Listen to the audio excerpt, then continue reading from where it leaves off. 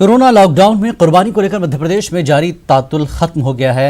मुस्लिम रहनुमाओं के सख्त मौक़िफ़ के बाद भोपाल मंत्रालय में वज़ीर दाखिला के साथ शहर काजी सैयद मुश्ताक अली नदवी की मुलाकात के बाद हुकूमत ने कुर्बानी पर अपनी रजामंदी दे दी है। शहर काजी सैयद मुश्ताक अली नदवी ने सहाफ़ियों से बातचीत के दौरान बताया कि हुकूमत ने सोशल डिस्टेंस के साथ कुर्बानी की इजाज़त दी है।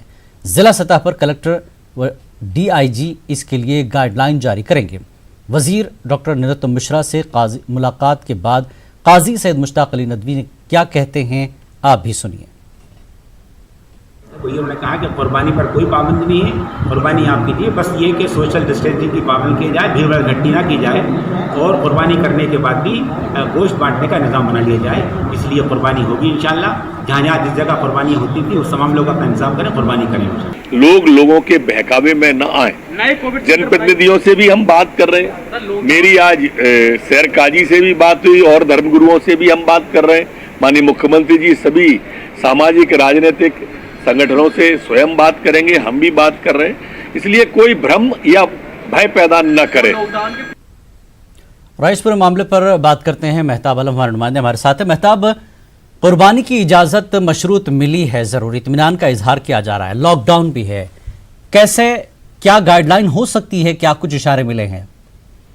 देखिए, गाइडलाइन ये हो सकती है क्योंकि मुकामी तौर पर जिला इंतजामिया, कलेक्टर, SP और DIG ही इसके लिए जिम्मेदार होते हैं। उनको ही तो हुकूमत ने ये जिम्मेदारी दे दी है कि वो जो है मुकामी लोगों के साथ मिलकर जिस जगह पर पहले कुर्बानी होती थी उसका इंतजाम करेंगे। क्योंकि अगर कुर्बानी होगी तो जानवर की जो आलाइश, जो फसलें हैं, वो कहाँ से लेके जाएंगे, उनका इंतजाम कैसे होगा और कितने लोग एक साथ में कुर्बानी कर पाएंगे। क्योंकि सोशल डिस्टेंस का लिहाज रखना बहुत जरूरी है। अगर सोशल डिस्टेंस का लिहाज नहीं रखेंगे तो कोरोना वायरस की जो चेन है वो तोड़ी नहीं जा सकती है। एक राहत की खबर है अपने तौर पर मुस्लिम समाज के लोगों में ये खौफ था कि जिस तरह से रात में ऐलान किया गया कि 24 तारीख की रात से, जुलाई की रात से 10 दिन का लॉकडाउन होगा। और लॉकडाउन में जो है ईद उल अजहा का त्यौहार और फिर इसके साथ साथ रक्षाबंधन दोनों आ रहे थे।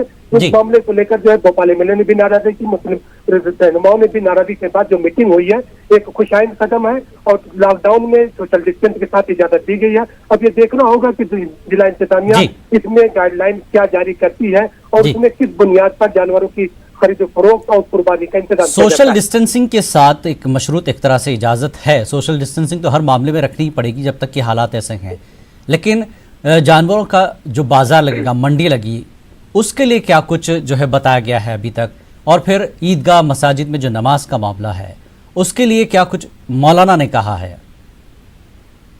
जिला ने देखिए जो नमाज का मामला है इस पर हुकूमत पहले ही अपना मौक़िफ़ वाज़ेह कर चुकी है और शहर काजी का भी बयान इस मामले पर आ चुका है कि एक वक्त में 5 लोगों से ज्यादा मस्जिद में नमाज अदा नहीं करेंगे। लोगों से अपील की गई कि लोग अपने घरों में रहकर जो है ईद उल अजहा की नमाज को अदा करें। और फिर ये जो आज की जो मुलाकात थी, तो मुलाकात के बाद जो है कुर्बानी का जो मामला था कि जो एक अहम फरीजा है, किस तरह से इसको अदा किया जाएगा। क्योंकि सोशल मीडिया पर बहुत जरा से खबर आने लगी थी कि अलामी तौर पर कुर्बानी की जाए। उन तमाम चीजों को लेकर एक जो है शक शुबा पैदा हुआ था, जिसको लेकर जो है शहर काजी ने जो मुलाकात थी, मुलाकात के बाद जो है वादा हो गया कि कुर्बानी मशरूत बुनियाद पर की जा सकती है। अब ये देखना होगा कि जानवरों की खरीद फरोख्त कैसे की जाएगी और फिर जो है शहर में कहाँ पर किन किन जगहों पर इंतजाम कुर्बानी के लिए किए जाएंगे और वहां पर उसकी शराइत क्या होगी।